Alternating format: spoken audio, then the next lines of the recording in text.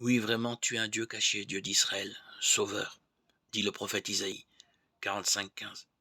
Mais cela pose une question, pourquoi est-il ainsi caché?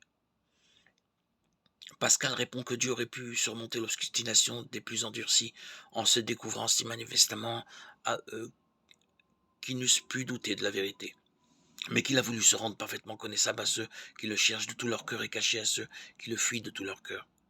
En bref, il est caché parce qu'il s'agit d'amour, pas seulement de savoir. Dieu veut qu'on le cherche.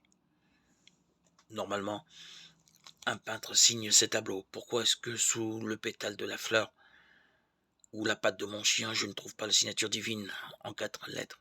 Pourquoi lorsqu'un prêtre célèbre le repas des noces n'a-t-il pas une colonne de feu qui apparaît sur l'autel comme au temps d'Élie? Ça résoudrait bien des problèmes. Tout le monde se prosternerait. Il n'y aurait plus d'athéisme. Est-ce à dire que Dieu veut qu'il y ait des athées ou d'interminables débats? À ce sujet, il faut faire 2 ou 3 observations. La première, c'est que Dieu n'est pas un cachotier, mais qu'il est caché par nature. Si on pouvait le voir, même dans le plus grand spectacle, il serait une chose de ce monde. Il ne serait plus transcendant. Ce qu'on peut saisir comme une chose qui domine les autres, chose qui les écrase par sa majesté. C'est une idole, ce n'est pas Dieu. Il convient donc d'affirmer d'abord la transcendance de celui qui est créateur et non créature, et l'interprétation ouverte par toutes ces manifestations créées.